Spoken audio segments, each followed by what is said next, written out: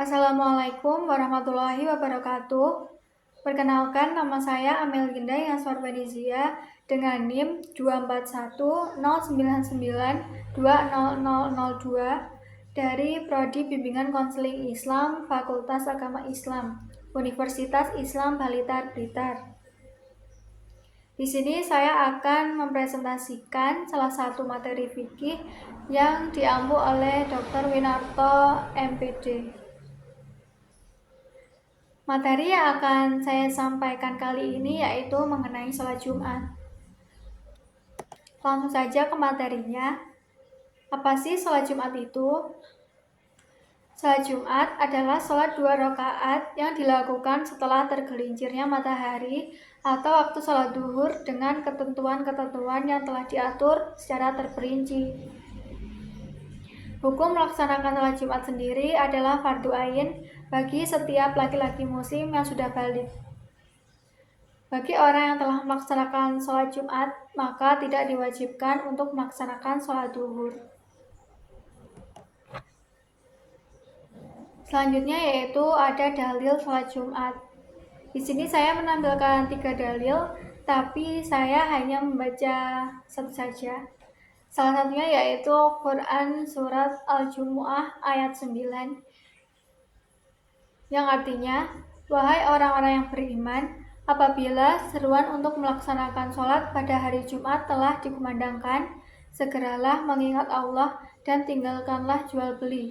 Yang demikian itu lebih baik bagimu jika kamu mengetahui.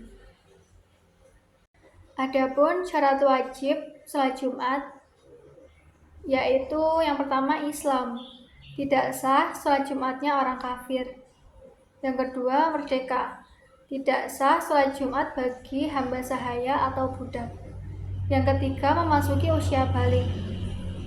Namun bagi anak kecil yang sudah mumayyiz, sholatnya tetap sah karena belum diwajibkan melaksanakan sholat Jumat, tetapi sangat dianjurkan ikut serta sebagai pembelajaran. Yang keempat yaitu berakal. Tidak wajib sholat Jumat bagi orang yang hilang ingatan karena sakit gila, ayan, pingsan, dan mabuk secara terus-menerus. Yang kelima yaitu laki-laki. Tidak wajib sholat Jumat bagi laki-laki yang belum balik dan perempuan, baik yang sudah balik maupun belum. Yang keenam yaitu sehat. Bagi orang sakit dikecualikan dari kewajiban melaksanakan sholat Jumat. Yang terakhir yaitu menetap. Tidak wajib bagi orang yang bepergian ke suatu tempat yang tidak memiliki niat untuk menetap selama minimal 4 hari. Waktu bepergian juga tidak pada hari Jumat setelah sholat subuh. Jika memiliki niat menetap dan bepergian setelah sholat subuh, maka wajib baginya melaksanakan sholat Jumat. Selanjutnya yaitu ada syarat sah sholat Jumat. Yang pertama yaitu pemukiman. Sholat Jumat dilaksanakan di masjid desa atau perbatasan suatu kampung atau pemukiman dalam wilayah administratif desa tertentu. Yang kedua yaitu berjamaah dengan 40 orang jamaah. Tidak sah sholat Jumat jika jumlah jamaahnya termasuk imam, sholat, dan kurang dari 40 orang.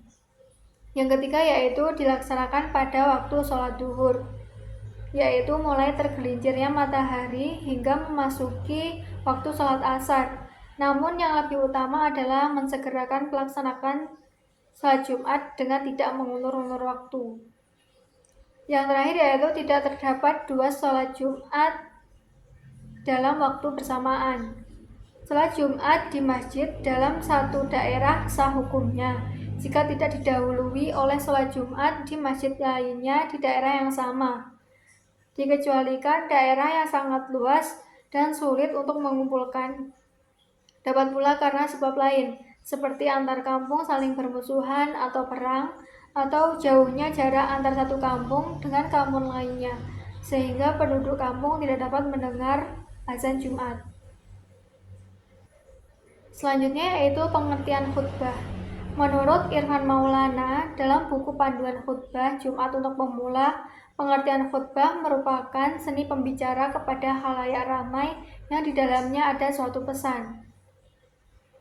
Berdasarkan maknanya sendiri, khutbah berasal dari khotbah yaktubu khutbatan yang artinya memberi nasihat dalam kegiatan ibadah. Lalu khutbah menurut istilah yaitu kegiatan ceramah kepada sejumlah orang Islam dengan rukun dan juga syarat tertentu yang berhubungan dengan keabsahan ataupun kesunahan ibadah. Berikut yaitu rukun khutbah Jumat. Yang pertama, membaca kalimat pujian kepada Allah. Rukun khutbah pertama ini disyaratkan menggunakan kata hamdun dan lafaz-lafaz yang satu akar kata dengannya. Misalnya alhamdu, ahmadu, nahmadu. Demikian pula dalam kata Allah tertentu menggunakan lafaz jalalah. Tidak cukup memakai asma Allah yang lain. Yang kedua yaitu mengucapkan salawat Nabi.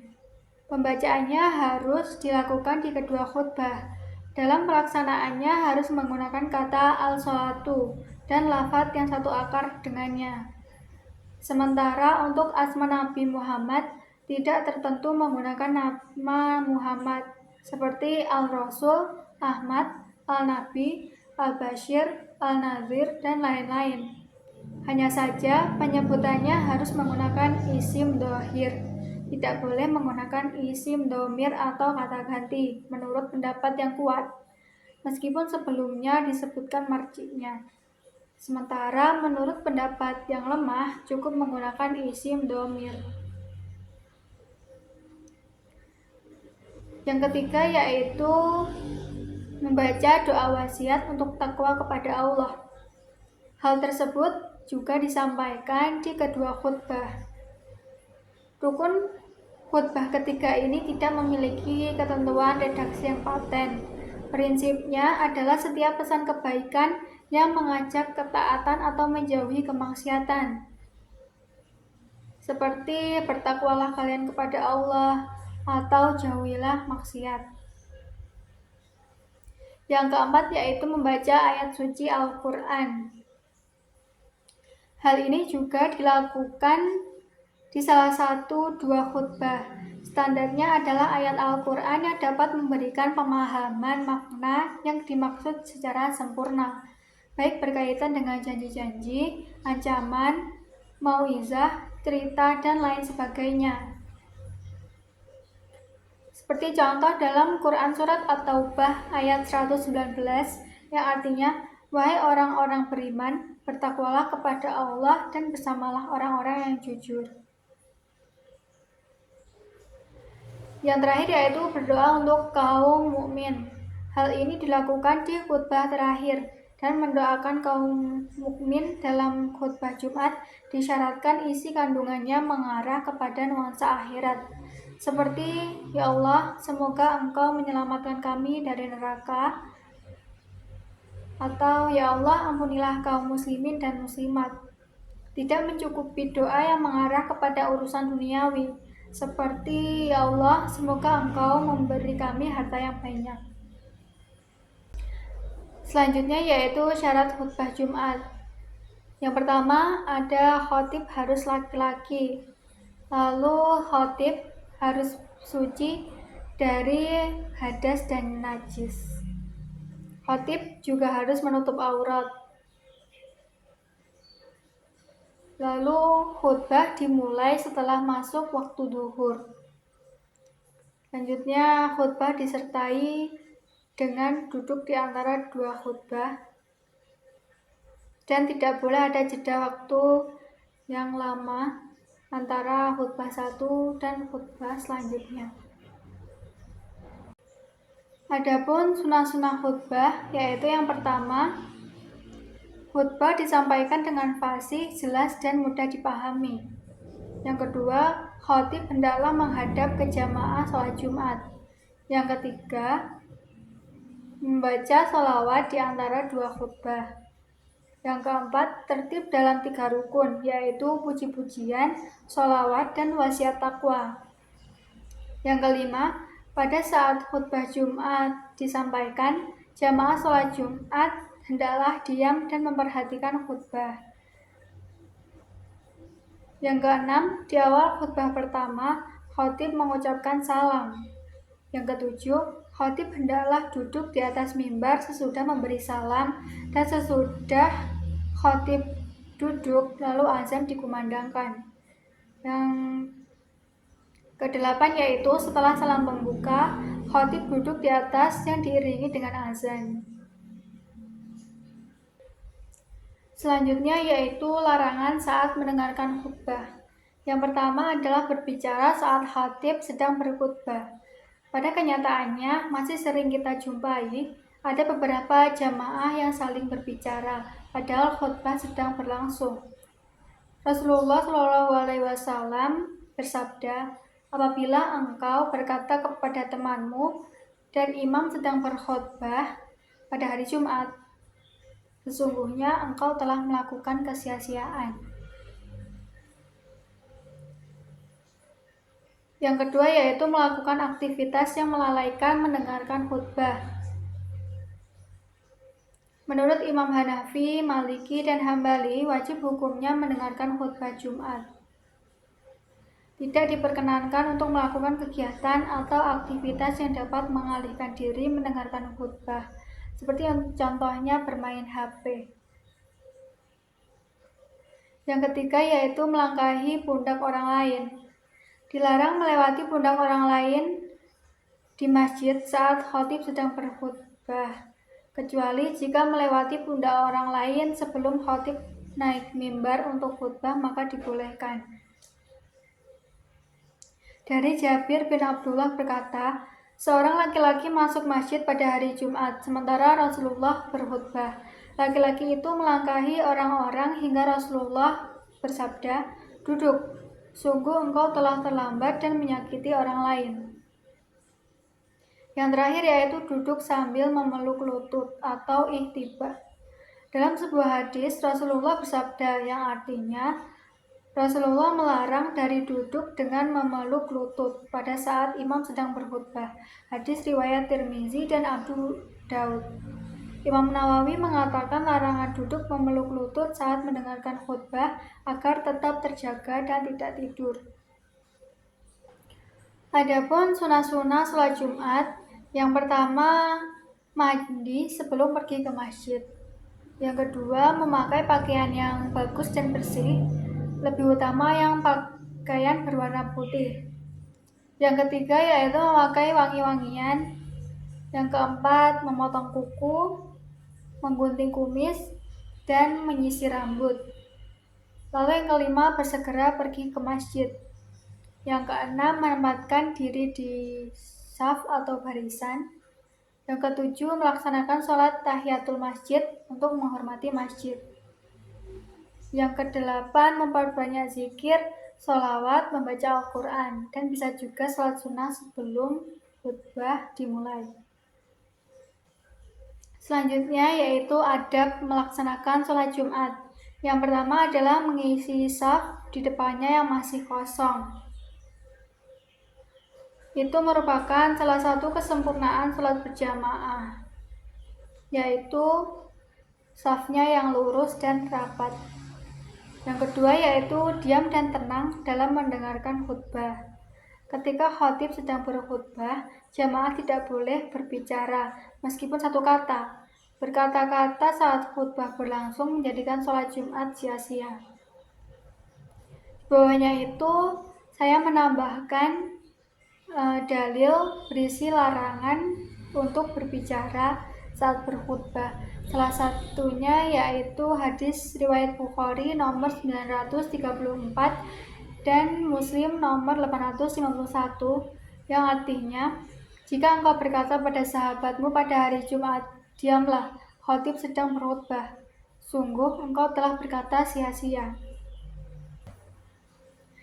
Selanjutnya ada halangan untuk tidak melaksanakan sholat Jumat. Yang pertama yaitu sakit. Orang yang sakit diperbolehkan tidak melaksanakan sholat Jumat, tetapi wajib untuk melaksanakan sholat duhur. Yang kedua yaitu hujan lebat, angin kencang, dan bencana alam yang menyulitkan untuk melaksanakan sholat Jumat. Yang ketiga yaitu musafir, yaitu seseorang yang sedang melaksanakan perjalanan jauh. Yang keempat yaitu perjalanan menuju tempat melaksanakan sholat Jumat tidak aman. Bisa tidak aman karena mungkin ada hewan buas atau ada perampok. Yang terakhir yaitu tata cara atau praktik sholat Jumat. Yang pertama, mandi terlebih dahulu. Lalu bisa dilanjut memotong kuku atau mencukur kumis atau bisa juga menyisir rambut. Selanjutnya, menghilangkan bau yang tidak sedap. Lalu mengenakan pakaian yang bersih dan bagus, lebih utama pakaian yang berwarna putih. Selanjutnya memakai wangi-wangian. Setelah siap, bisa bersegera pergi ke masjid. Setelah sampai ke masjid, sebelum duduk, lakukan sholat tahiyatul masjid untuk menghormati masjid. Setelah itu membaca zikir, sholawat Nabi, dan membaca Al-Quran sebelum khatib naik mimbar. Ketika masuk waktu duhur, muazin mengumandangkan azan yang pertama. Setelah selesai azan, jamaah melaksanakan sholat qobliyah. Setelah itu, khatib naik ke mimbar dan mengucapkan salam. Selanjutnya, muazin mengumandangkan azan yang kedua. Setelah azan yang kedua, khatib menyampaikan khutbahnya dengan 2 kali khutbah diselingi dengan duduk di antara 2 khutbah. Pada saat khutbah dibacakan, jamaah memperhatikan khutbah dengan khusyuk dan tidak bercakap-cakap meskipun suara khutbah tidak terdengar. Lalu setelah khutbah selesai, muazin mengumandangkan iqomah sebagai tanda dimulainya sholat Jumat. Sebelum sholat dimulai, imam biasanya mengingatkan jamaah untuk meluruskan, mengisi saf yang masih kosong. Setelah itu, imam memimpin sholat Jumat, dan sholat Jumat pun dilaksanakan. Setelah sholat Jumat selesai, jamaah disunahkan untuk berzikir dan berdoa. Setelah itu, sebelum meninggalkan masjid, jamaah disunahkan untuk melaksanakan sholat ba'diyah terlebih dahulu. Demikian presentasi yang bisa saya sampaikan. Jika ada salah kata atau materi yang kurang, mohon ditambahkan. Wassalamualaikum warahmatullahi wabarakatuh.